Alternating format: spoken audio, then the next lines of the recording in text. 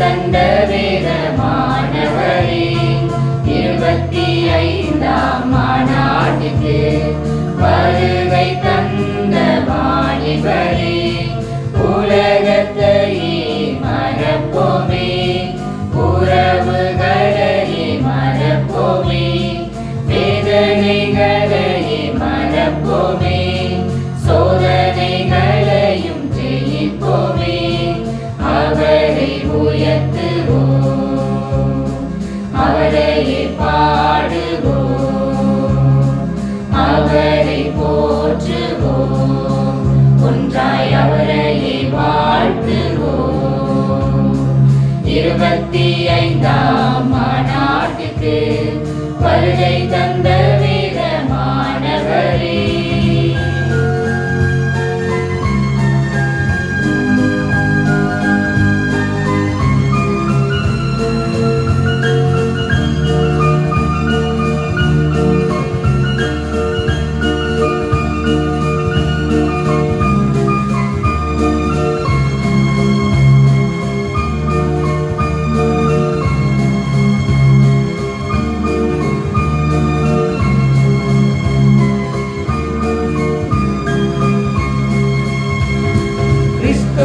இரத்தத்தாலே இணைந்த உறவுகளே, ஒரே சரீரமாக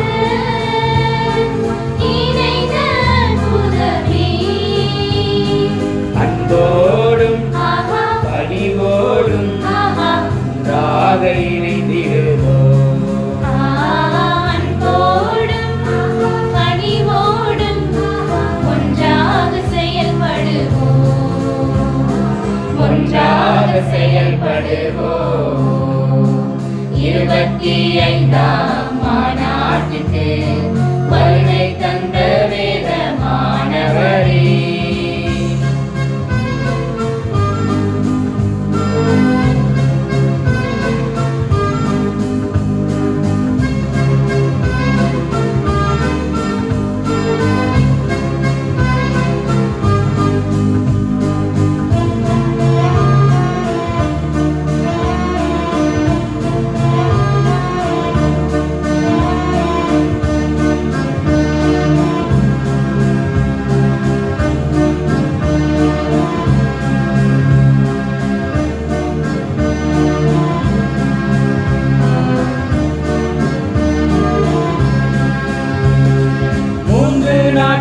ஒன்றாக வேதத்தை ஆராய்வோம், அவரின் அற்புதத்தை விவரித்து மகிழ்ந்திடுவோம், கனிவோடும் இரக்கத்தோடும் ஒன்றாக இணைந்திடுவோம்,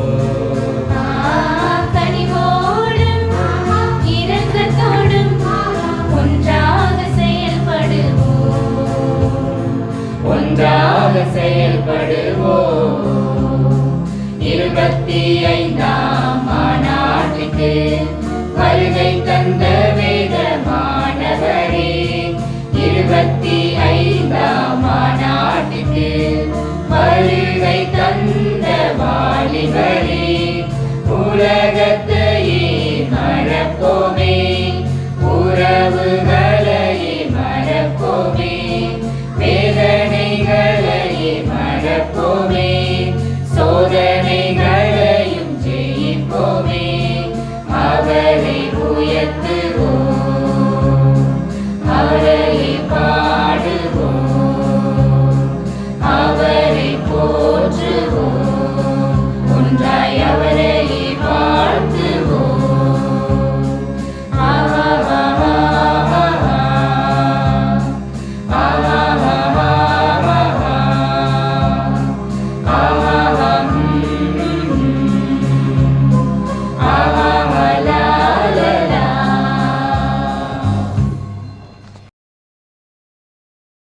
வானாதி வானங்கள் வீட்டிலிருந்து பூமியில் உள்ள உம்முடைய பிள்ளைகளாய் நித்தமும் கண்ணோக்கி பார்க்கிற ஒன்றான மெய் தகப்பனே, உம்முடைய கிருபை இரக்கம் வழிநடத்தல் எப்பொழுதும் பாவியாக எங்கள் மேல் இந்த நிமிஷம் வரைக்கும் இருந்து வர உம்முடைய கிருபைக்காக உம்முடைய குமாரன் மூலம் துதிகளையும் ஸ்தோத்திரங்களையும் ஏறெடுத்துக் கொள்கிறோம் அப்பா.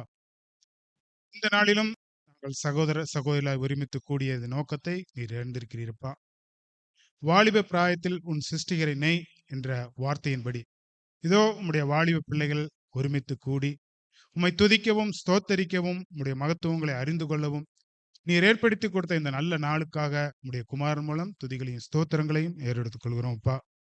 கடந்த நாள் முழுவதும் எங்களை எல்லாவித தீங்குக்கும் விலக்கி பாதுகாத்து இந்த ஒரு புதிய நாளையும் எங்களுக்கு தந்தமைக்காகவும் கோடானு கோடி ஸ்தோத்திரம் அப்பா. இந்த 3 நாள் நிகழ்வும் உம்முடைய கரத்திலே நாங்கள் ஒப்புவிக்கிறோம். நீர் என்ன போஷித்து எங்களை வழிநடத்த சித்தம் வைத்திருக்கிறீரோ 3 நாளும் எங்களை வழிநடத்த வேண்டுமாயும் கேட்கிற காதுகளையும் உணர்வுள்ள இருதயத்தையும் எங்கள் ஒவ்வொருவருக்கும் தாரும் தகப்பனே. எந்த விதத்திலும் ஒரு குறையும் முற்றிலும் பிரதிஷ்டை செய்த தன் முழு பலத்துடன் தனக்கு அருளப்பட்ட வரத்தை உபயோகப்படுத்த தங்கள் சரீரத்தை ஒப்புக் கொடுத்தோருக்கு இது மிக பிரயோஜனமான வார்த்தை. கிறிஸ்துவின் போர் வீரனாக தன்னை முழுவதும் தத்தம் செய்து பிரதிஷ்டைக்குள் பிரவேசித்தவர்கள் நிச்சயமில்லாதவர்களாக ஓடாமல் சகல கஷ்ட நஷ்டங்களிலும் உறுதியுள்ள விசுவாசம் உள்ளவர்களாக நானும் என் வீட்டாரும் தேவனையே சேவிப்போம் என்ற வார்த்தை மூலம் தைரியம் உள்ளவர்களாக நிச்சயத்துடன் ஓட வேண்டும். இவ்விதம் போர் வீரர்களாக தங்களை ஒப்புக் கொடுத்தோர் விசுவாசத்தின் நல்ல போராட்டத்திற்காக இளைய மாறுதலின்றி மரண பரியந்தம் பின்வாங்காத ஓட வேண்டும். அப்போஸ்தலனான பவுலை போல் நல்ல போராட்டத்தை போராடினேன், ஓட்டத்தை முடித்தேன் என்று ஒவ்வொரு நாளும் கிறிஸ்துவின் சேவகனும் சொல்ல வேண்டும் என்பதே. ஆமென்.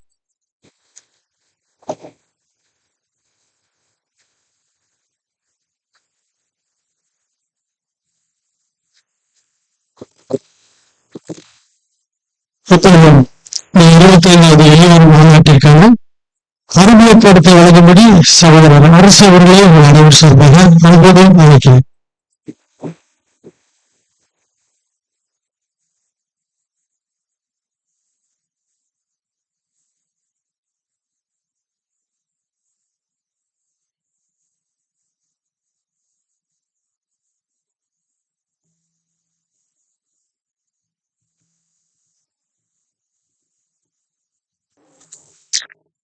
கிறிஸ்துவுக்குள் தேவன் அன்பாக அழைக்கப்பட்ட அன்புக்குரிய சகோதர சகோதரிகளே, உங்கள் யாவருக்கும் நம்முடைய பரமபிதாவாகிய யெகோவா தேவனுடைய இனிய நாமத்தினாலும் நம்முடைய ஆண்டவரும் இரட்சகரும் போதகருமாக இருக்கிற இயேசு கிறிஸ்துவின் இனிய நாமத்தினாலும் கிருபையும் சமாதானம் உண்டாக என்று வாழ்த்துக்களை சொல்லிக் கொள்கிறோம்.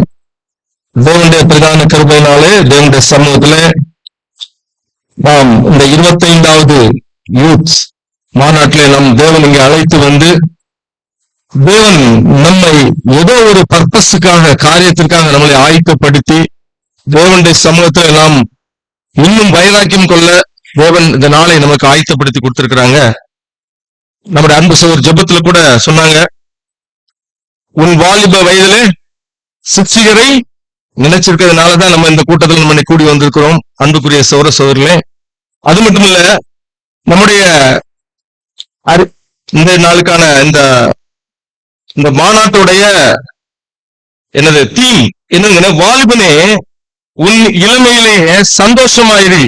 இங்க இருக்க எல்லாரும் சந்தோஷமா இருக்கிறீங்களா? சந்தோஷமா இருக்கிறீங்களா? சத்தமே வரமாட்டுக்கு.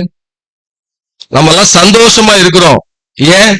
சகோதரர்கள் ஒருமித்து வாசம் பண்ணுவது எத்தனை நன்பமும் நன்மையும் பிரியமானது. அன்புக்குரிய சகோதரர்களே, ஏன்னா தேவன் நம்மளை முன்குறித்து ஏதோ ஒரு பர்பஸுக்காக ஆயத்தம் படுத்தி இந்த இடத்துல இருந்து கொண்டு நிறுத்திருக்கிறார். அந்த பர்பஸ் நம்மகிட்ட நிறைவேறணுமா வேண்டாம்? அன்புக்குரியவர்களே, ஒரு நோக்கம், என்னை அழைத்ததின் நோக்கம் என்ன? என்னைக்கா நீங்க ஃபவுண்டேட் பண்ணிருக்கீங்களா?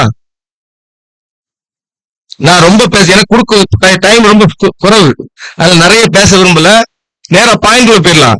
ஒரு 5 பாயிண்ட் உங்க முன்னால வைக்க போறேன். 5 பாயிண்ட்ஸ் உங்க முன்னால வைக்கிறேன்.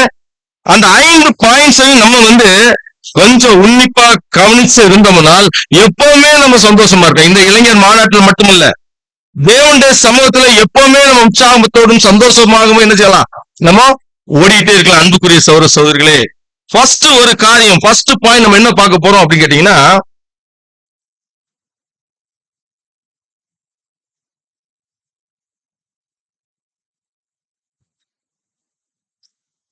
embrace your God given identity. Embrace your God given identity. உங்களுக்கு தேவன் கொடுத்த அடையாளத்தை தழுவுங்கள். தனித்துவமான காரியங்கள் உங்களுக்குள் இருக்குது அன்புக்குரிய சகோதரர்களே. நீங்க அதனாலதான் தேவனால் முன்குறிக்கப்பட்டிருக்கீங்க. தனித்துவமான அடையாளம் உள்ளவர்களாக நீங்க அழைக்கப்பட்டிருக்கிறீங்க. அன்புக்குரியவர்கள் அப்படிதானா? Who I am, நான் யார் அப்படி ஒரு கேள்வியோடு உங்கள் தனித்துவமான அடையாளம் என்ன அப்படின்னு நீங்க என்னைக்காவது யோசிச்சு பார்த்திருக்கீங்களா? என்னுடைய தனித்துவமான அடையாளம் என்ன? தேவனால் அறியப்பட்ட சகோதர சகோதரிகள், நம்ம எல்லாம் தேவனால் அறியப்பட்ட சகோதர சகோதரிகளா இருக்கிறோம். உங்களுடைய தனிப்பட்ட அடையாளம் என்ன அப்படிங்கிறத நீங்க தேவனுடைய சமூகத்துல என்றைக்காவது நீங்க பார்த்திருக்கிறீங்களா? அந்த கேட்டு பார்த்திருக்கிறீங்களா? பாருங்க, ஒரு வசனம் படிப்போம். நம்ம எப்படி இருக்கணும், ஒரு தனிப்பட்ட அடையாளமா நம்ம இருக்கணும். அதுதான் நம்ம பார்க்கிறோம். ஒரு வசனம் படிப்போம். மத்தேயு 5வது அதிகாரம் 14வது வசனம். நீங்கள் உலகத்திற்கு வெளிச்சமாய் இருக்கிறீர்கள். மலை மேல் இருக்கிற பட்டணம் மறைந்திருக்க மாட்டாது. நீங்க ஒரு பட்டணம் போல இருக்கிறீங்களா இன்னைக்கு அன்புக்குரிய சகோதர சகோதரிகளே? ஐடென்டிஃபைடு பர்சனாலிட்டியாக, ஒரு ஐடென்டிஃபைடு, எல்லாரும் உற்று நோக்கக்கூடிய ஒரு ஐடென்டிஃபைடு பர்சனாலிட்டியாக நீங்க தேவனுடைய சமூகத்தில் உருவாக்கப்பட்டு இருக்கீங்களா? உருவாக்கப்படணும். அதுக்குதான் நீங்க அழைக்கப்பட்டிருக்கிறீங்க. நீங்கள் மதிப்பு மிக்கப்பட்டவர்கள். தேவனுடைய சமூகத்தில் நீங்கள்லாம் மதிப்பு மிக்கப்பட்டவர்கள், மதிப்பானவர்கள் என்ற தேவன் உங்களை என்ன என்றார்ல. அப்படின்னா ஒரு ஐடென்டிட்டி உங்களுக்குள்ள இருக்கணும். ஆனா உலகம் தரக்கூடிய ஒரு மதிப்பீடுகளோடு இருக்கக்கூடாது அன்புக்குரியவர்களே. உலகம் உங்களுக்கு ஒரு மதிப்பீடு வச்சிருக்கோம், அந்த மதிப்பீடுல இருக்கக்கூடாது. உங்கள் திறனை நம்புங்கள். உங்களுக்கு ஒரு திறன் இருக்கும் பாத்தீங்களா? அந்த திறனை நீங்கள் நம்புங்கள் மற்றும் உங்கள் வாழ்க்கையை கடவுளிடம் ஒப்புக் கொடுங்கள். அவருடைய நம்பிக்கைக்காக வாழுங்கள். அன்புக்குரிய சகோதர சகோதரிகளே, பாருங்க, ஒரு விலங்கை நான் உங்களுக்கு முன்னால வைக்கிறேன். ஒரு விலங்கு, இப்ப ஒரு இந்த சிங்கத்தை குறித்து நீங்க பார்க்கும்போது, லயன் இதை குறித்து சொன்னா நீங்க என்ன சொல்லுவீங்க? என்ன சொல்லுங்க? இந்த லயனை பார்த்தோன்னு உங்களுக்கு என்ன தோணும்? காட்டுக்கு ராஜா, கிங் இந்த ஜங்கிள். அன்புக்குரிய சகோதர சகோதரிகளே, யாராவது காட்டுக்கு சிங்கத்தை ராஜான்னு வச்சாங்களா? எப்படி அதுக்கு ராஜான்னு அந்தஸ்து கிடைச்சது? அன்புக்குரியவர்களே, யாராவது நம்ம சொன்னோமா? அதுக்கு ஒரு ஐடென்டிட்டி, அதோட கம்பீரமான தோற்றம், அது முழங்குற சத்தம், அது என்ன? நீங்க மிருகங்கள் எல்லாம் எடுத்து பாத்துக்குங்க. என்ன சிங்கம் பலசாலியான மிருகம் நினைக்கிறீங்களா? இல்ல, கிடையாது அன்புக்குரியவர்களே. ஆனா அதுக்கு ஒரு ஐடென்டிட்டி இருக்கு பாத்தீங்களா? அந்த ஐடென்டிட்டி தேவனுடைய பிள்ளைகளுக்கு இருக்கணும். அதுக்குதான் நம்ம இங்க அழைக்கப்பட்டிருக்கிறோம் தேவனுடைய சமூகத்துல. You are chosen people. தேவனால் முன்குறிக்கப்பட்டார். அப்போ உங்களுக்கு ஒரு ஐடென்டிட்டி நீங்களே உருவாக்குங்கள். முடியும். என்ன ஐடென்டிட்டி அப்படிங்கிறப்ப ஒரு தேவனுடைய மனிதனை கூட நம்ம பார்க்கலாம். தாவீதுக்கு ஒரு ஐடென்டிட்டி இருந்துச்சு. ஒரு வாலிப வயதுல, உங்களை மாதிரி ஒரு இளைய வாலிப வயதுல தான் அவர் முதல்ல என்ட்ரி ஆகிறாரு தேவனுடைய சமூகத்துல. ஆனாரா? என்ன சம்பவத்துல என்ட்ரி ஆனார் நமக்கு தெரியும். என்னது? எந்த சம்பவத்துல என்ட்ரி ஆனார்? ஃபர்ஸ்ட் என்ட்ரியே கோலியாத் என்ற மனிதனை வீழ்த்த தேவனால் தெரிந்து கொண்டப்பட்ட பாத்திரம். எல்லாரும் இஸ்ரவேல் ஜனங்கள் ஃபுல்லா சுத்தி நிக்கிறாங்க. எல்லாரும் விருத்தசேதனம் பண்ணவங்க தான். அன்புக்குரிய சகோதர சகோதரிகளே, எல்லாரும் தாவீதும் விருத்தசேதனம் பண்ணப்பட்டவர் தான். எல்லாரும் கோலியாத்தை பார்த்து என்ன செய்றாங்க? 40 நாள் வந்துட்டு போயிட்டு இருக்கிறார். தேவனை நிந்திக்கிறார். யாருமே எந்த ஒரு ரெஸ்பாண்ட், எந்த ஒரு இதுவும் செய்யல. தாவீது உள்ள சிறு பையனாக ஒரு வார்த்தையை சொல்றார். பாருங்க, எவ்வளவு ஒரு வைராக்கியம் உள்ள ஒரு வார்த்தை. படிப்போம். 1 சாமுவேல் 17வது அதிகாரம் 45வது வசனம். 1 சாமுவேல் 17ஆம் அதிகாரம் 45ஆம் வசனம். அதற்கு தாவீது பெலிஸ்தரை நோக்கி, நீ பட்டயத்தோடும் ஈட்டியோடும் கேடகத்தோடும் என்னிடத்தில் வருகிறாய், நானோ நீ நிந்தித்த இஸ்ரவேலுடைய ராணுவங்களின் தேவனாகிய சேனைகளுடைய கர்த்தரின் நாமத்தினாலே உன்னிடத்தில் வருகிறேன். இதுதான் தாவீதுக்கு கொடுக்கப்பட்ட ஐடென்டி. நானோ நீ நிந்தித்த இஸ்ரவேலுடைய தேவனாகிய சேனைகளின் கர்த்தருடைய நாமத்தினாலே வருகிறேன். பாத்தீங்களா அன்புக்குரிய சொல்ல ஐடென்டிட்டி. நம்ம தாவீதை பத்தி பேசணும் ஆரம்பிச்சாலே அவரை பத்தி என்ன பேசுவோம்? தாவீது கோலியாத்தை வீழ்த்தினார். ஒரு ஐடென்டிட்டி, அந்த மாதிரியான ஒரு ஐடென்டிட்டி நமக்கு வரணும். அப்பந்தான் நம்ம எப்படி சொல்லலாம்? நம்மள மலையின் மேல் இருக்கிற ஒரு பட்டணம். அன்புக்குரிய சகோதரரே, நம்ம அப்பந்தான் சொல்ல முடியும் நம்மள, நான் மலையின் மேல் இருக்கிற ஒரு பட்டணம் போல் இருக்கிறேன். அதற்குதான் நம்ம அழைக்கப்பட்டிருக்கிறோம். அதற்குதான் இந்த பிராக்டிஸ். எங்க யூத் கன்வென்ஷன்ல உங்களுக்கு பிராக்டிஸ் கொடுக்கப்படுது பாத்தீங்களா? எதுக்கு?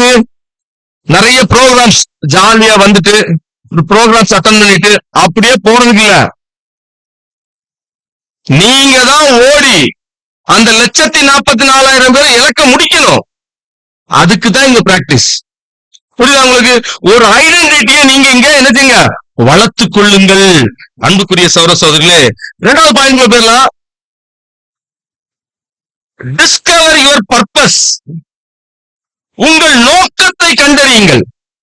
என்ன நோக்கத்திற்காக நான் தேவனால் பிடிக்கப்பட்டேன்? என்ன நோக்கத்திற்காக நான் தேவனால் பிடிக்கப்பட்டேன்? என்னுடைய நோக்கம் என்ன? அன்புக்குரியவர்களே, பாத்தீங்களா? Why am I here? நான் எதற்காக இருக்கிறேன்? Discover your purpose. என்ன பர்பஸுக்காக தேவனுடைய சமூகத்தில் நான் பிடிக்கப்பட்டேன்? பாருங்க, தேவன் கண்டிப்பா ஒரு நோக்கம் இல்லாமல் நம்மளை இங்க கொண்டு வந்திருக்க மாட்டாங்க. கண்டிப்பா தான் அன்புக்குரிய சகோதரர்களே, அந்த நோக்கம், அந்த பர்பஸ் என்னங்கிறத நீங்க பாயிண்ட் அவுட் பண்ணணும். அன்புக்குரியவர்களே, படிப்போம். எபேசியர் 2வது அதிகாரம் 10வது வசனம். எபேசியர் 2ஆம் அதிகாரம் 10ஆம் வசனம். ஏனெனில் நற்கிரியைகளை செய்கிறதற்கு நாம் கிறிஸ்து இயேசுவுக்குள் சிருஷ்டிக்கப்பட்டு தேவனுடைய செய்கையாய் இருக்கிறோம். அவைகளில் நாம் நடக்கும்படி அவர் முன்னதாக அவைகளை ஆயத்தம் பண்ணி இருக்கிறார். அன்புக்குரிய சகோதரர்களே, ஏனெனில் நற்கிரியைகளை செய்கிறதற்கு நாம் கிறிஸ்து இயேசுவுக்குள் சிருஷ்டிக்கப்பட்டோம்.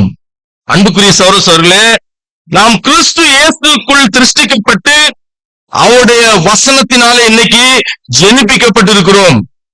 அப்படின்னா என்னது? தேவனால் நாம் ஒரு அழைப்புக்குள்ள சிருஷ்டிக்கப்பட்ட பிள்ளைகளாக இருக்கிறோம். அப்படின்னா அது மட்டும் இல்ல, தேவனுடைய செய்கையா இருக்கிறோம். அவர் ஏதோ ஒரு பர்பஸுக்காக நம்மளை நம்மளுடைய பர்பஸுக்காக நம்ம அழைச்சிருக்கிறார். அந்த பர்பஸ் என்ன? எப்போ நம்ம அழைச்சாங்க பாருங்க.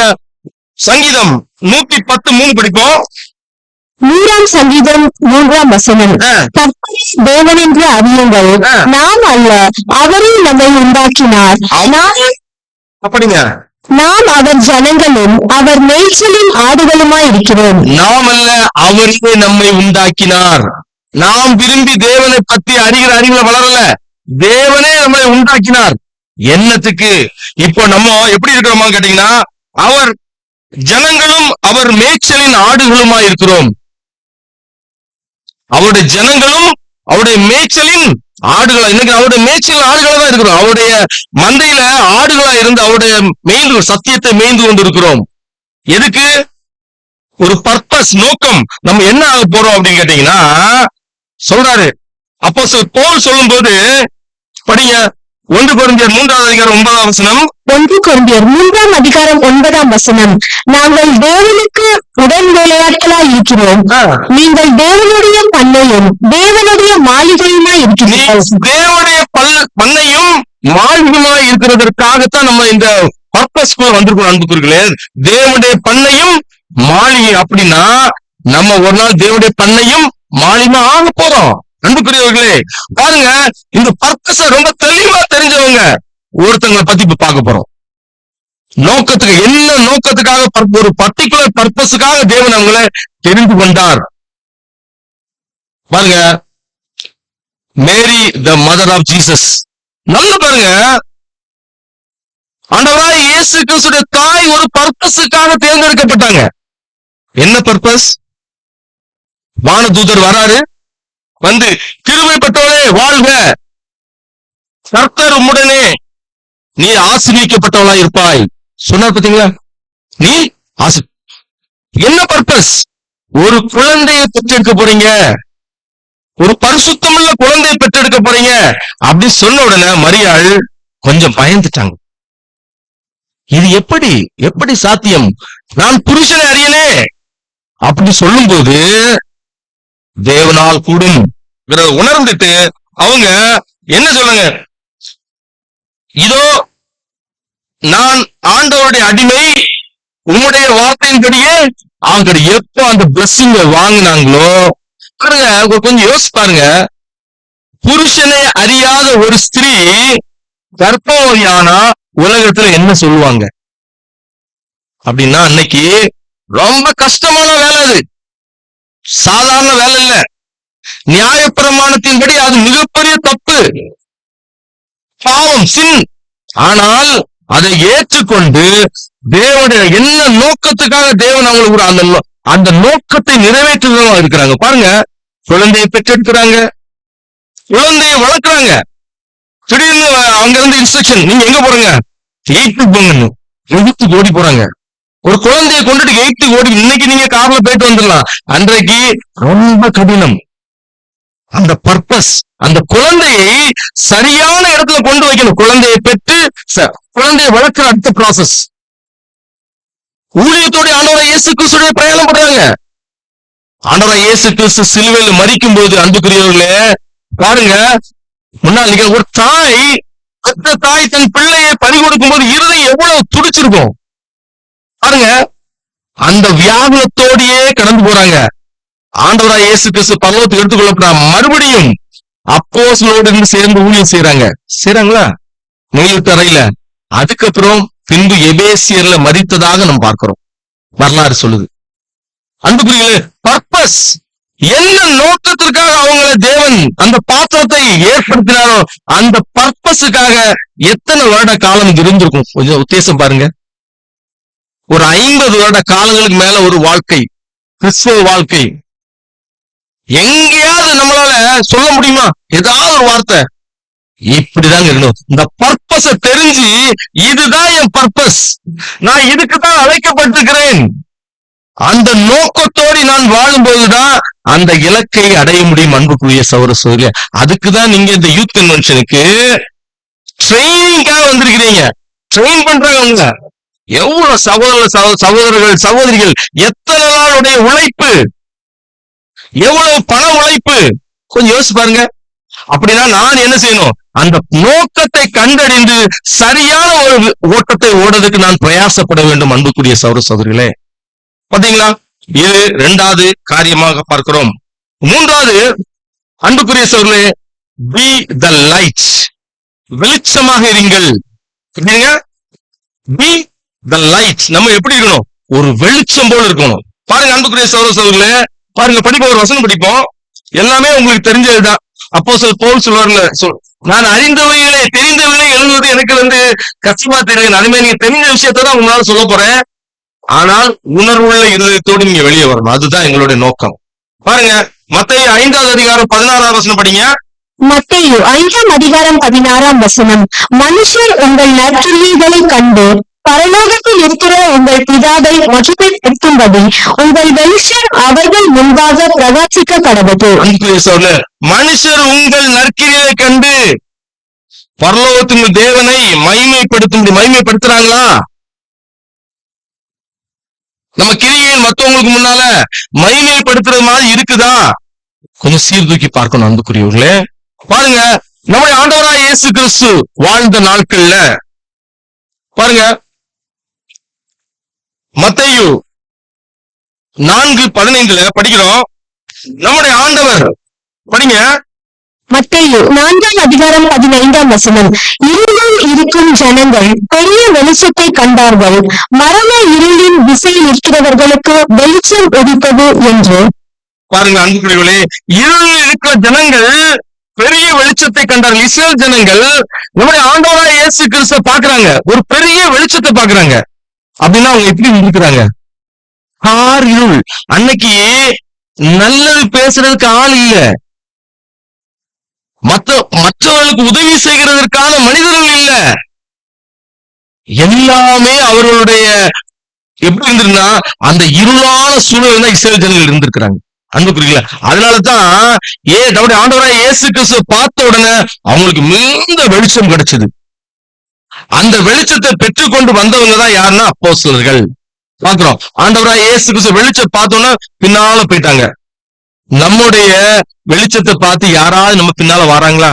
என்னைக்காவது நீங்க ஊழித்து பார்த்திருக்கீங்களா? நம்முடைய வெளிச்சத்தை பார்த்து யாராவது நம்ம பின்னால வராங்களா? என்னைக்காவது இந்த பிரதர், இந்த சிஸ்டர் வண்டர்ஃபுல், அப்படி வந்தா நீங்கள் வெளிச்சத்தின் பிள்ளைகள். அன்புக்குரிய சகோதரர்களே, ஏன்னா நம்ம எதுக்கு அவகாசியா போறோம்? பரலோகத்துக்கு போறோம். பாருங்க, படிங்க, ஒரு வசனத்தை படிங்க. 1 பேதுரு 2வது அதிகாரம் 12வது வசனம். 1 பேதுரு 2ஆம் அதிகாரம் 12ஆம் வசனம். புறஜாதிகள் உங்களை அக்கிரமக்காரர் என்று விரோதமாய் பேசும் விஷயத்தில் அவர்களை உங்கள் நற்கிரியைகளை கண்டு அவற்றின் நிமித்தம் சந்திப்பின் நாளிலே தேவனை மகிமைப்படுத்தும்படி நீங்கள் அவர்களுக்குள்ளே நல்லடக்கை உள்ளவர்களாய் நடந்து கொள்ளுங்கள் என்று உங்களுக்கு புத்தி சொல்லுகிறேன். சந்திப்பின் நாளிலே யாரும் நம்ம என்ன செய்யக்கூடாது? குற்றப்படுத்திடக்கூடாது. அந்த அளவுக்கு நம்முடைய வெளிச்சம் நினைச்சிடும், பிரகாசமா இருக்கணும். அன்புக்குரிய சகோதரர்களே, பாருங்க, ஆண்டவராய் இயேசு கிறிஸ்துடைய அந்த வாழ்நாள்ல ஒரு அப்போஸ்தலர் பின்னால போறார். படிங்க, மத்தேயு 9ஆம் அதிகாரம் 9வது வசனம். மத்தேயு 9ஆம் அதிகாரம் 9ஆம் வசனம். இயேசு அவ்விடம் விட்டு புறப்பட்டு போகையில் ஆயத்துறையில் உட்கார்ந்திருந்த மத்தேயு என்னும் ஒரு மனுஷனை கண்டு எனக்கு பின் சென்று வா என்றார். அவன் எழுந்து அவருக்கு பின் சென்றான். இப்ப நம்ம யாராவது எனக்கு பின் சென்று வாங்கன்னு சொன்னா நம்ம பின்னால போவோமா? யாரையாவது பார்த்து? ஏன் இயேசு கிறிஸ்துவ பார்த்தோன்னா பின் சென்று வா சொன்னு போயிட்டாரு. அந்த ஆயத்துறைன்னு சொல்றாங்க பாத்தீங்களா? ஆயத்தாரர்கள வேலை செய்யறவங்க எப்படிப்பட்டவங்களா இருப்பாங்க தெரியுமா? அன்புக்குரிய சகோதரர்களே, கவர்மெண்ட் ஆபீஸ்க்குள்ள யாராவது போயிருக்கிறீங்களா? சின்ன வயசுல யாருக்கு இந்த அனுபவங்கள் இருக்கான்னு தெரியல. சைக்கிள்ல டைனமோ லைட் இல்லைன்னா போலீஸ்காரன் பிடிச்சிட்டான்னா போலீஸ் ஸ்டேஷன் கொண்டு, எனக்கு அந்த அனுபவம் இருக்கு. போலீஸ் ஸ்டேஷன்ல கொண்டு போய் விட்டுட்டு போலீஸ் ஸ்டேஷன்ல இருந்து அடுத்த ஜப்தி வாங்கி நேரம் கோர்ட்டுக்கு போகணும். கோர்ட்ல போய் ஒரு 10 ரூபா 20 ரூபா ஃபைன் கட்டிக்கிட்டு நம்ம வெளியில வரணும். வெளியில வந்த உடனே என்ன சொல்லுவாங்க? எங்க அப்பா என்ன சொல்லுவாங்கன்னா, எப்பா நீ வீட்டுக்குள்ள வராத, முதல்ல போய் குளிச்சுட்டு வா அப்படிம்பாங்க. ஏன் அப்படி சொல்லுவாங்க தெரியுமா? ஏன்னா அந்த காவல்துறையா இருக்கட்டும் இல்ல நீதித்துறையா இருக்கட்டும் அவ்வளவு மோசமானது. அங்க இருள் தான் நடக்கும், இருட்டு உள்ள வேலைதான் நடக்கும். அதுக்குதான் அடையாளமா சொல்றது. எல்லாரும் குளிச்சுட்டு வந்து வீட்டுக்குள்ள வைப்பாங்க. இதே மாதிரி ஒரு துறையில தான் யார் வேலை பார்த்துட்டு இருக்குதா? யார் வேலை? நம்முடைய ஆண்டவராகிய அப்போஸ்தலராகிய மத்தேயு வேலை செய்துட்டு இருக்கிறார். இப்போ ஆண்டவராகிய இயேசுக்கு அப்படின்னா அவருடைய இருதயம் மத்தேயு ஆண்டவராகிய இயேசுக்கு சந்திக்க முன்னால எப்படிதான் இருந்திருக்கும்? ரொம்ப மோசமா தான் இருந்திருக்கும். ஆண்டவராகிய இயேசு கிறிஸ்து சந்தித்த உடனே பின்னால போறாரு பாத்தீங்களா? எப்படி வெளிச்சம், வார்த்தை மட்டும் இல்ல, கிரியையிலும். கிரியை எப்படி இருந்து அவர் பேசுறது இல்ல, அப்படி செய்து காமிச்சிட்டே போனார். அதனாலதான் அந்த வெளிச்சத்தில் நம்மளும் அந்த வெளிச்சத்தை காண்பிக்கிற பிள்ளைகளா நம்ம சில சொல்லுவோம். அன்புக்குரியவர்களே, யோசிச்சு பாருங்க, இது ஆண்டவராய் இயேசு கிறிஸ்து தேவனுடைய குமாரன், அதனால சாத்தியம். நம்ம அவரு அப்படி இல்லைல்ல, நம்ம சொல்ல முடியுமா? பாருங்க, அதுக்குதான் அடுத்த சாம்பிள் வச்சுட்டாரு. அப்போஸ்தலர் பவுல். படிக்காண்டா, தெரிஞ்ச சம்பவம், எக்ஸ்பிளைன் போயிடுறேன். அன்புக்குரியவர்களே, பிலிப்பு பட்டணம் உருவாகிற சமயத்துல நடந்த சம்பவம். அப்போஸ்தலர் 16வது அதிகாரம் பிலிப்பு பட்டணம் உருவான ஒரு விதத்தை பத்தி பேசுது. அப்படி உருவாகும் போது அப்போஸ்தலர் பவுல் அங்க ஊழியம் பணியாற்றிட்டு இருக்கிறார். அப்படி ஊழியம் செய்யும் போது அவர் ஜெயிலில் அடைக்கப்படுறார். கைகள் கால்கள் கட்டப்பட்டு ஜெயிலில் இருக்கிறார். மிகுந்த சந்தோஷமா தேவனுடைய துதித்து பாடிட்டு இருக்கும்போது திடீர்னு எல்லாம் அசைது, நிலங்கள்லாம் அசைது, கை காலில் இருக்கிற விலங்குகள் எல்லாம் கட்டமைக்கப்படுகிறது, ஜெயிலுடைய அந்த கதவுகள் திறக்கப்படுது. இத பார்த்து அந்த சேவகன் இருக்கான்னு பாத்தீங்களா, எல்லாரும் ஓடி போயிட்டாங்கன்னு நினைச்சு என்ன செய்யறாங்க கேட்டீங்கன்னா, தன்னை மாய்த்து கொள்றத தன்னுடைய கத்தியை எடுத்து தன்னோடைய குத்துறதுக்காக பிரயாசப்படுறான். இனிமேல் அவ்வளவுதான், நம்ம வாழ்க்கை முடிஞ்சுக்கணும். அப்போஸ்தலன் பவுல், உன்னை நீ என்ன செய்யறாத, மாய்த்து கொள்ளாத, நாங்க இங்கதான் இருக்கிறோம், ஓடி போகல அப்படின்னு சொல்றாரு. சொல்ல பிறகு அவங்க என்ன சொல்றாங்க, ரட்சிக்கப்படுவதற்கு நாங்கள் என்ன செய்யணும் சொல்லுங்க. இங்க சுவிசேஷம் பிரசங்கி சொல்லல, அப்போஸ்தலன் பவுல் அவங்ககிட்ட என்ன சொல்லல, தேவனுடைய வார்த்தையை எடுத்து சொல்லல. ஆனால் அந்த இருட்டுக்குள்ள அப்புறம் தான் அந்த லைட் எல்லாம் டார்ச் லைட் வருவாங்க, விளக்கு கொண்டு வந்து பார்ப்பாங்க எல்லாம் இருக்காங்களா இல்லையான்னு. அந்த இருட்டுக்குள்ள ஒரு வெளிச்சத்தை அப்போஸ்தலன் பவுல் காணிக்கிறாரு பாத்தீங்களா, அது இருட்டு, சிறை என்பது இருட்டுல இருக்கிறாரு, ஒரு வெளிச்சத்தை காணிச்சாரு பாத்தீங்களா, அந்த கேரக்டர் நமக்குள்ள இருக்குதா அன்புக்குரிய சகோதரர்களே? அதுக்குதான் அந்த வெளிச்சத்தை காண்பிக்கிறது தான் இன்னைக்கு நம்ம அழைக்கப்பட்டிருக்கிறோம். இங்க இருந்து பிராக்டிஸ் பண்ணுங்க அன்புக்குரிய சகோதரர்களே. பாருங்க, 4வது பாயிண்ட்ல கடந்து போகலாம். சவால்கள் மூலம் வலுவுள்ளவர்களா இருங்கள். அது என்ன, சவால்கள் மூலம் வலுவுள்ளவர்கள்? இது உலகமே ஒரு சவால் நிறைந்த உலகம் தான். இன்னைக்கு இந்த உலகத்துல வாழ்றது ஒரு சவாலான வாழ்க்கை. அதுலயும் நீதிமானவா வாழ்வது ஒரு சவாலான வாழ்க்கை. அதுலயும் பரிசுத்தமானவா வாழ்வது மிகுந்த சவாலான வாழ்க்கை. சரியா தப்பா? ஏன் அது என்ன சவால் அப்படின்னா, இந்த கிறிஸ்தவ ஓட்டத்துல நமக்கு நிறைய ஹடல்ஸ் அண்ட் ட்ரையல்ஸ் இருந்துகிட்டே இருக்கும் அன்புக்குரியவர்களே. ஒரு சவாலான வாழ்க்கை, ட்ரையல்ஸ் அண்ட் ஹடல்ஸ் நமக்குள்ள இருந்துகிட்டே இருக்கும். அதை ஃபேஸ் பண்ணணும் அன்புக்குரியவர்களே. அந்த காரியத்துல பாருங்க, சங்கீதம் 28வது அதிகாரம் 28:7 வசனத்தை படிங்க. 28ஆம் சங்கீதம் 7ஆம் வசனம். கர்த்தர் என் பலனும் என் கேடகமாய் இருக்கிறார், என் இருதயம் அவரை நம்பி இருந்தது, நான் சகாயம் பெற்றேன், ஆகையால் என் இருதயம் களி கூறுகிறது, என் பாட்டினால் அவரை துதிப்பேன். பாத்தீங்களா, கர்த்தர் என் பலனும் என் கேடகமா இருக்கிறார். என்ன வேணாலும் பிரச்சனை வரட்டும், என் இருதயம் அவரை நம்புகிறது, அவர் எனக்கு உதவுகிறார், அவர் எனக்கு உதவுகிறார். என்ன வேணாலும் ட்ரையல்ஸ், என்ன வேணாலும் நமக்கு பிரச்சனை வரட்டும் அன்புக்குரிய சகோதரர்களே, இந்த ஊழிய பாதையில அவர் எனக்கு உதவுகிறார். யாரு? நம்முடைய ஆண்டவராய் இயேசு கிறிஸ்து இந்த ஊழிய பாதையில நமக்கு உதவி செய்துகிட்டு கொண்டே இருக்கிறாங்க அன்புக்குரிய சகோதரர்களே. வாழ்க்கை ஒரு கடினமான போராட்டமா இருக்கும். ஆனால் கடினமான காலங்களிலும், எல்லா காலங்களும் ஒரே மாதிரி கடினமான காலங்கள் வரும். நம்ம யார மட்டும்தான் நம்பி இருக்கணும், நம்ம வழங்குற கடவுளை மட்டுமே நம்பி ஓடிட்டே இருக்கணும் அன்புக்குரியவர்களே. கடினமான சூழ்நிலைகள், ஏன்னா அவர் ஒருத்தர் தான் அந்த கடினமான சூழ்நிலையை நம்மளை தூக்கி விட முடியும் அன்புக்குரிய சகோதரர்களே. பாருங்க, சங்கீதம் 13:5 படிங்க. 13ஆம் சங்கீதம் 5ஆம் வசனம். நான் உம்முடைய கிருபையின் மேல் நம்பிக்கையா இருக்கிறேன், உம்முடைய ரட்சிப்பினால் என் இருதயம் களி கூறும். அன்புக்குரிய சகோதரர்களே, பாருங்க, நான் உம்முடைய கிருபையின் மேல் நம்பிக்கையா இருக்கிறேன், உம்முடைய ரட்சிப்பினால் என் இருதயம். அப்படின்னா நம்ம எப்பவுமே நம்முடைய தேவனுடைய கிருபையை சார்ந்த பிள்ளைகளாக வாழ்ந்துட்டே இருக்கணும்.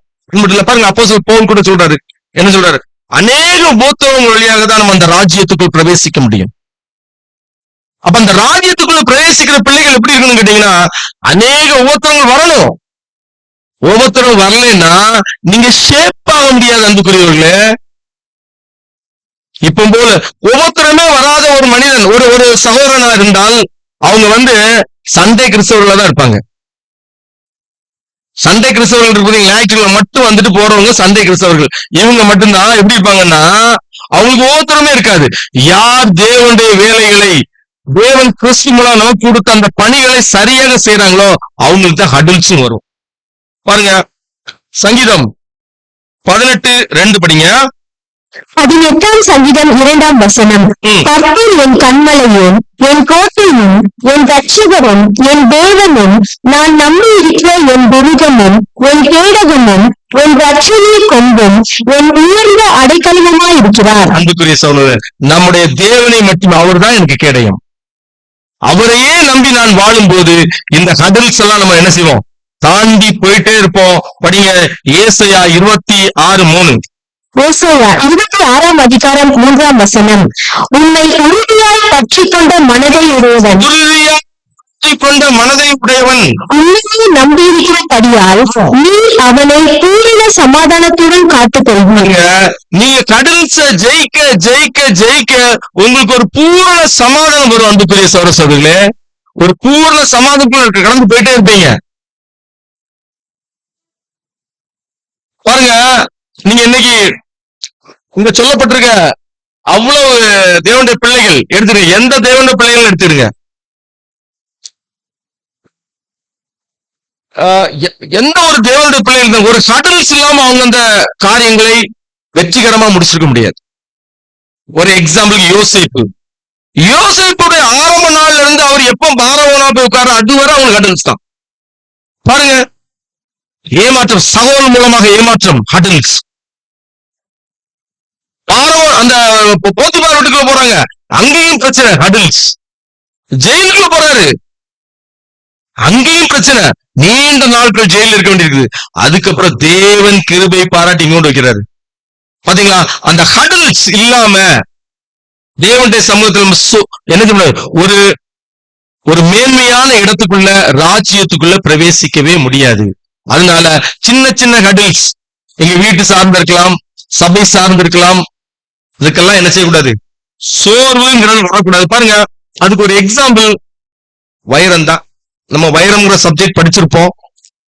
வைரம் பாருங்க, ஒரு சிறு மரத்துண்டு, நம்மளை போல நம்மளும் மரத்திற்கு தான் ஒப்பிட்டு போய் ஒரு சிறு மரத்துண்டு எங்க போய் பூமிக்குள்ள பிரஷர்ல ரொம்ப நாள் இருந்து கார்பன் ஆகி கடினப்பட்டு அது என்ன ஆகுது, ஒரு கல்லாக வெளிவருது. அதை ஷேப் பண்ணி தேவன் எங்க கொண்டு வைக்கிறாருன்னா கிரீடமாக கொண்டு வைக்க, கிரீடமாக மாறுது. அது எங்க ஷேப் பண்ணி எங்க ஒரு ஆபரணத்துல ஜொலிக்கிற ஒரு தன்மையா மாறுது. அப்போ அந்த டைமண்ட் எவ்வளவு பிரஷருக்குள்ள அது போய் அது கடினத்தன்மை பெற்று அந்த ஜொலிக்கிற தன்மைக்கு மாறுதோ, அதே போல நம்மளும் ஹடல்ஸ்ல போனாதான் என்ன செய்வோம், நல்ல ஜொலிப்போம். அன்புக்குரியவர்களே, அப்பதான் தேவன் ஒரு ஸ்டாரா நம்மளை கொண்டு வைப்பார். பாத்தீங்களா, கடைசியாக ஒரு காரியத்தை நம்ம பார்த்து முடிக்கலாம். அன்புடன் ஒரு வித்தியாசத்தை உருவாக்குங்கள். அன்புடன் ஒரு வித்தியாசத்தை உருவாக்குங்கள் அப்படின்னு என்னது, அன்புல நம்ம மற்ற எல்லாரை விட ஒரு வித்தியாசமான மனிதர்களா இருக்கணும் அன்பு செலுத்துவதில். பாருங்க, ஒரு வசனம் 1 கொரிந்தியர் 16ஆம் அதிகாரம் 14ஆவது வசனம். 1 கொரிந்தியர் 16ஆம் அதிகாரம் 14ஆம் வசனம். உங்கள் காரியங்கள் எல்லாம் அன்போடு செய்யப்பட கடவுள். ஒரு காரியத்தை நீங்க செய்தாலும் அன்போடு செய்யுங்கள். அது எந்த சின்ன காரியமா இருந்தா பெரிய காரியமா இருந்தாச்சுன்னா அன்போடு செய்யுங்கள். இந்த அன்புல நிறைய பேர் தப்பா புரிஞ்சுக்கிறது கூட உண்டு. அன்புக்குரிய சகோதரர்களே, நிறைய தவறுதலாக புரிந்து கொள்கிறது கூட உண்டு. அப்போஸ்தலர் பவுல் ரோமர்ல நீங்க வீட்டிலே படிச்சுக்கோங்க, ரோமர் 16:20, 1 கொரிந்தியர் 16:12, 2 கொரிந்தியர் 10, இதெல்லாம் நீங்க படிச்சு போனீங்கன்னா அன்பு முத்தத்தினாலே வாழ்த்துங்கள் பாரு. இந்த யூஸ்ல என்ன பண்ணிக்க கூடாதுன்னா அன்பு முத்தத்தினால் வாழ்த்துங்கள் சொன்ன அது தப்பா எடுத்துக்க கூடாது. அன்புக்குரியவர்களே, நிறைய சபைகள்ல இது தவறா எடுத்துக்கொண்டு நிறைய ஒரு காரியங்கள், தவறான தேவனுக்கு பிரியமில்லாத காரியங்கள் நடக்கிறத கூட நம்ம உணர்கிறோம். அது என்ன, அன்பின் முத்தத்தினாலே வாழ்த்துங்கள். ஒரு முத்தம் கொடுத்து வாழ்த்துவது என்பது லவோட எக்ஸ்ட்ரீம், லவோட எக்ஸ்ட்ரீம். அதை சொல்றதுக்கு தான் சொல்றேன். அத எக்ஸ்பீரியன்ஸ் பண்ணவங்களுக்கு மட்டும் தான் தெரியும். ஒரு எக்ஸாம்பிளுக்கு கடந்த நாள் அதை எக்ஸ்பீரியன்ஸ் பண்ணி பார்த்தேன், அதனாலதான் சொல்றேன். பாக்குறாங்க, என்னுடைய தகப்பனா இருந்து கொஞ்ச நாள் எங்க அம்மா ரொம்ப சோர்வாயிட்டாங்க. ரொம்ப சோர்வாயி ஏதாவது மெடிசன் கொடுத்து ஏதாவது பண்ணிட்டே இருக்க வேண்டி இருந்தது. அப்ப நான் என்ன செய்வேன்னு கேட்டீங்கன்னா, என்ன சொன்னா அவங்க கிரகிக்க மாட்டாங்க. அப்ப நான் வெளியில போகும்போது கையை பிடிச்சி அவன் கையில ஒரு முத்தம் கொடுத்து போயிட்டு வரமேன்னு போவேன். அந்த முத்தம் கொடுக்கும்போது அவங்களோட ஃபேஸ் எக்ஸ்பிரஷன் இருக்கலாம் வேற மாதிரி சேஞ்ச் ஆகும் பாத்துருங்க. அப்படின்னா அந்த லவ்வோட எக்ஸ்ட்ரீம், இந்த அன்புலயுமே நிறைய வித்தியாசங்கள் இருக்கு. தகப்பனோடு உள்ள அன்பு, மனைவியோடு உள்ள அன்பு, பிள்ளைகளோடு உள்ள அன்பு, நம்முடைய உலகத்துல ஒரு அன்பு இருக்குது. இப்படி எல்லாம் இருக்கு பாத்தீங்களா? அந்த அன்பை சரியாய் புரிந்து கொண்டு தகுதியாக அன்பு செலுத்தணும். தகுதி உள்ள நம்ம செய்யற அன்பு தகுதி உள்ளதாக இருக்கணும். அன்புக்குரிய சகோதரர்களே, புரியுதா உங்களுக்கு? அந்த தகுதி இழக்கும் போது அது தவறை உண்டாக்குகிறதாக இருக்குது. அன்புக்குரியவர்களே, பாருங்க, ஒரு வசனம் படிப்போம். 1 கொரிந்தியர் 4வது அதிகாரம் 8வது வசனம். 4ஆம் அதிகாரம் 4:8. 10ஆம் வசனம். எல்லாவற்றிற்கும் மேலாக ஒருவர் ஊக்கமான அன்புள்ளவர்களாய் இருங்கள். ஒருவருக்கொருவர் ஊக்கமுள்ள அன்புள்ளவர்களாய் இருங்கள். அதுக்கு ஒரு ஊக்கமுள்ள அன்புக்கு ஒரு எக்ஸாம்பிள் மட்டும் பார்த்து முடிச்சேன். அன்புக்குரிய சகோதரர்களே, அத நான் எடுத்திருக்கிறது யாருன்னா யோசேப்பு. யோசேப்பு தன்னுடைய சகோதரன் மேல வைத்திருந்த அன்பை மட்டும் நம்ம பார்க்கலாம். பாருங்க, யோசேப்புடைய வாழ்க்கையில சகோதரர்கள் அவரை கொலை செய்தார்கள். சரிதானா? தப்பா? குழியில போட்டது எதுக்குதான் சமானம்? கொலை செய்யறதுக்கு சமானம் தான் அது. ஒரு சகோதரன் யாரு? யூதா பாவம் சொல்லி தூக்கி விட்டு யாத்த இஸ்மவேலர்கிட்ட வித்து போட்டாங்க. சரிதானா? இப்போ இஸ்மவேலர்கள் மூலமாக எகிப்துக்கு அடிமையா போனவரு தேவனுடைய சித்தத்தின்படி எங்க வந்தாச்சு? பார்வோனுக்கு அடுத்த நிலை வந்தாச்சு. உலகம் எங்கும் பஞ்சம். மறுபடியும் இதே சகோதரர்கள் யாருக்கு முன்னால இருக்கிறாங்க? யோசேப்பு பார்வோனுக்கு அடுத்த நிலையில் இருக்கும்போது இந்த ராஜாக்கு முன்னால மண்டிட்டு என்ன செய்யறாங்க? எங்களுக்கு ஏதாவது கொடுங்க அப்படின்னு கேட்கிற நிலைமையில் இருக்கிறாங்க. இப்ப யோசேப்பு என்ன செய்திருக்கலாம்? அன்புக்குரியவர்களே, நியாயப்படி தேவனுடைய சமூகத்துல குற்றவாளிகள் யாரு? யாரு குற்றவாளிகள்? சகோதரர்கள். இப்ப யோசேப்பு அதிகாரத்துக்குரியவரா இருக்கிறார். யோசேப்பு அதிகாரத்துக்குரியவரா இருக்கிறார். அவரால் இவங்களை தண்டிக்க முடியும். தண்டிக்க முடியுமா? முடியும். ஆனால் தண்டிக்கல. தண்டிக்காம அந்த அன்பை வெளிப்படுத்த முடியாம ரூம்ல போய் அழுதாரு, வாராரு, போறாரு, எல்லாம் செய்யறாரு. அதை எக்ஸ்பிரஸ் பண்ணல. ஆனா அதுக்கு முன்னால ஒரு உண்மை உள்ள அன்பு, அவங்க இப்ப முன்னால மாதிரி இருக்காங்க, திருந்திட்டாங்க, அதை டெஸ்ட் பண்ணி பாக்குறாரு. ஜஸ்ட் பாருங்க எப்படி டெஸ்ட் பண்றாரு அப்படின்னு கேட்டீங்கன்னா, ஒரு சம்பவத்துல பெஞ்சமின் கைது செய்யற மாதிரி ஒரு சிச்சுவேஷன்ல யூதா சொல்ற அதே தவறை செய்த யூதான்னு சொல்ற, எனக்காக என்ன என்ன என்ன நீங்க அடமானம் வச்சிருங்க, யூதாவை நினைச்சிருங்க, இந்த பெஞ்சமின் நினைச்சிருங்க, ரிலீஸ் பண்ணிருங்க அப்படின்னு சொல்லி கெஞ்சுறாரு. அப்படின்னா யோசேப்பு புரிஞ்சுக்கிட்டாரு என்னன்னா, இப்ப பழைய சகோதரர்கள் அல்ல, இவங்க மனம் மாறிட்டாங்க அப்படின்னு தெரிஞ்ச பிறகு கெட்டி பிடிச்சு அவங்களோட அன்பு பெருமையா இருக்கிறார். இதுதான் இரக்கமுள்ள அன்பு, நீதியுடன் கூடிய இரக்கமுள்ள அன்பு. அன்புக்குரியவர்களே, இந்த அன்பைதான் தேவன் உங்கள்கிட்ட எதிர்பார்க்கிறார். இப்ப நம்ம என்னெல்லாம் பார்த்தோம் அன்புக்குரிய சகோதரர்களே, பாருங்க, இந்த காரியத்தை தான் தேவன் நம்மகிட்ட எதிர்பார்க்கிறத நம்ம பார்க்கிறோம். பாருங்க, இப்போ நான் 5 விஷயங்கள் பார்த்தோம். என்னெல்லாம் பார்த்தோம்? 5 விஷயங்கள். ஐடென்டிட்டி, ஒரு தனிப்பட்ட அடையாளத்தை நீங்க வைத்திருக்கணும். ஒரு அடையாளம், தனிப்பட்ட ஐடென்டிட்டி உங்கள்கிட்ட இருக்கணும். 2வது விஷயம், நோக்கத்தை, பர்பஸ், நோக்கத்தை கண்டறிந்து தேவன் என்ன நோக்கத்திற்காக என்னை இந்த ஊழியத்துக்கு அழைத்தார நோக்கத்தை புரிந்திருக்க வேண்டும். வெளிச்சமுள்ள பிள்ளைகளாக இருக்க வேண்டும். சவால்கள் மூலம் என்னது வலுவுள்ளவர்களாக இருக்கணும். எல்லா சவால்களையும் நீங்க மேற்கொள்ளணும். அன்புக்குள்ள எவ்வளவு கடல்ஸ் வரும், அந்த கடல்ஸ் எல்லாம் நீங்க ஃபேஸ் பண்ணி தேவனுடைய சமூகத்துல அதுல இருந்து ஓவர் கம் பண்ணி வரணும் நீங்க. 2வது, எல்லா இடம் அன்பு காட்டுகிற பிள்ளைகளாக இருக்கணும்.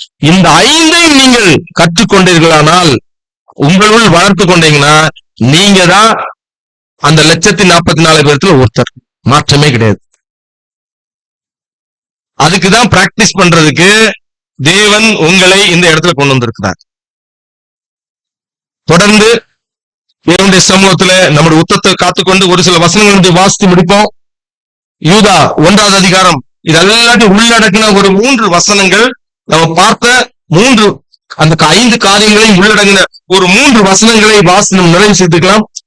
யூதா 1வது அதிகாரம் 21, 22, 23. யூதா 1ஆம் அதிகாரம் 21ஆம் வசனம்.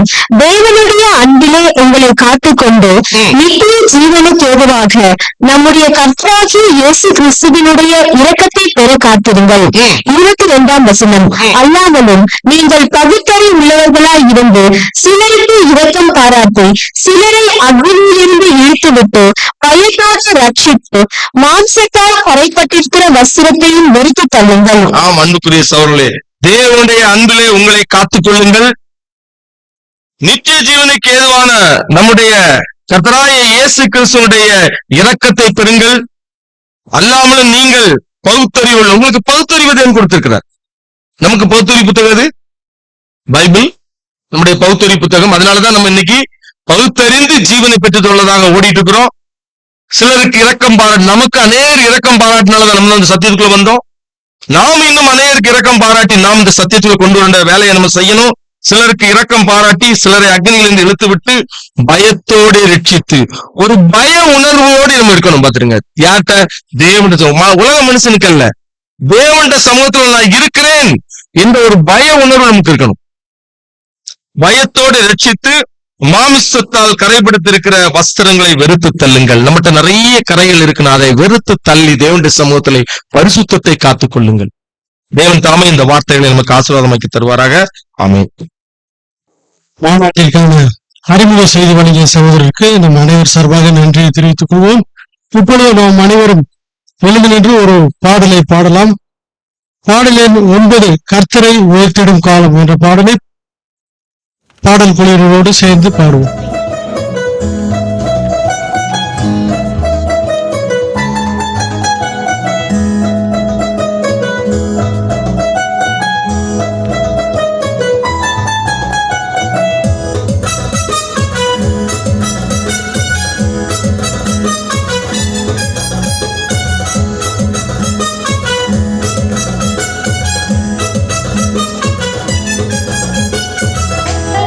உயர்த்திடும் காலம் இது, நன்றியால் துதித்திடும் நேரம்.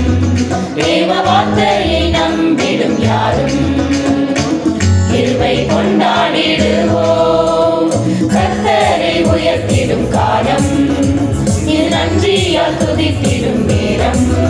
தேவ வார்த்தையை நம்பிடும் யாரும் கிருபை கொண்டாடிடுவோம். ஒதுக்கப்பட்ட என்னை சேர்த்து கொண்டீ, தள்ளப்பட்ட என்னை அணைத்து கொண்டீ. ஒதுக்கப்பட்ட என்னை சேர்த்து கொண்டீ, தள்ளப்பட்ட என்னை அணைத்து கொண்டீ. கேட்டது தந்துட்டீ, ஆசீர்வதித்துட்டீ, கேட்க மறந்ததையும் சேர்த்து கொடுத்துட்டீ.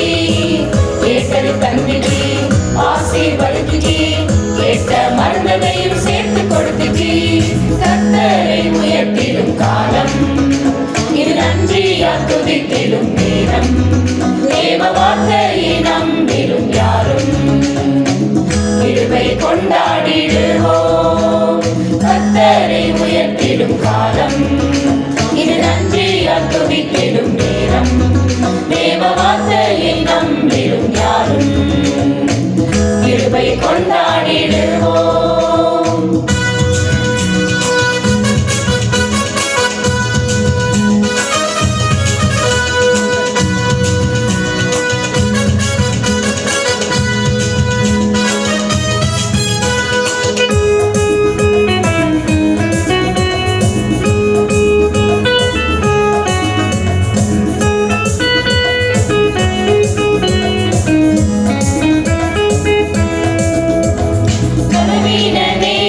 சுமந்து கொண்டீர், தோல்வியின் நேரத்தில் தோள் கொடுத்தீர். பலவீன நேரத்தில் சுமந்து கொண்டீர், தோல்வியின் நேரத்தில் தோள் கொடுத்தீர். இதுவரை காத்தவர் இனிமேலும் காத்திடுவேன் என்ற நிச்சயத்தை எனக்கு தந்தீர். இதுவரை காத்தவர் இனிமேலும் காத்திடுவேன் என்ற நிச்சயத்தை எனக்கு தந்தீர்.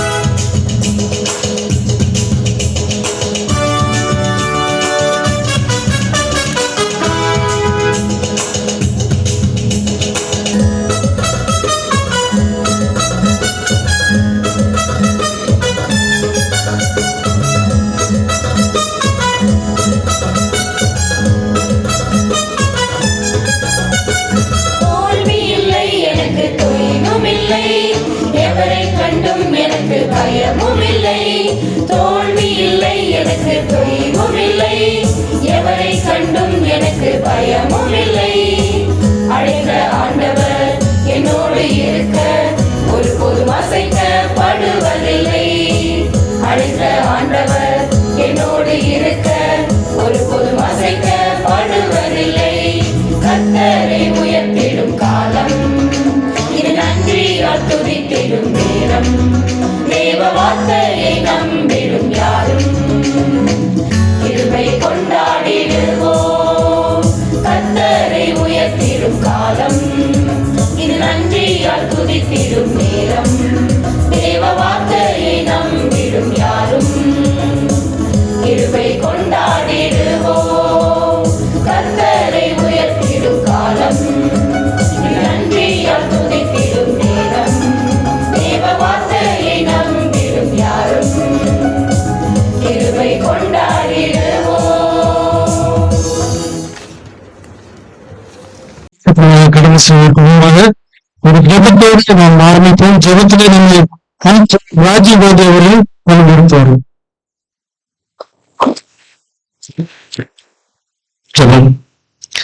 வானத்தையும் பூமியையும் சிருஷ்டித்த எங்கள் சர்வ வல்லமை தன்மைகள் குடியோம் ஆமாடவே இந்த நாளையும் கூட உங்கள் எண்ணங்களை முன்னோட்டமாய் இந்த சத்தியத்திலே நாங்கள் ஒன்று கூடி இதை பற்றி துதிக்கவும் இதை பற்றி நீங்களும் தெரிந்து கொள்ளவும் இந்த வாழ்க்கையை கொடுத்திருக்காக உங்களுக்கு நன்றி செலுத்துகிறோம். இந்த மாநாட்டிலே ஒரு 3 நாட்களும் ஒரு காலத்தில் இருக்கிறார். இதிலே அனைத்து சகோதரர்களும் ஒரு விளையாட்டு பிடிகளிலும் மற்றும் வேத வசன வாட்சியத்திலும் அனைத்து கலைகளிலும் அனைவரும் அதை உட்கொண்டு அவர்கள் அன்பு வாழ்க்கையில் கிரியை கடத்துவதையும் மரணபயங்கள் ஒரு மன அடிச்சலை பின்பற்ற உங்களுடைய பலனை எடுத்துக்கொண்டு உங்களுடைய பலத்தை நாங்கள் ஜெபிக்கிறோம். அவங்களது மேற்கொண்டு நடக்கிற அனைத்தையும் இந்த பாதத்தில் வைக்கிறோம். இவை அனைத்தும் உறுப்பினரும் உருவாகவும் உங்கள் மாற்றியும் வாசனையும் நினைக்கிறோம். உங்கள் ஆச்சாரம் வாசனை வேண்டுகிறோம். ஜெய்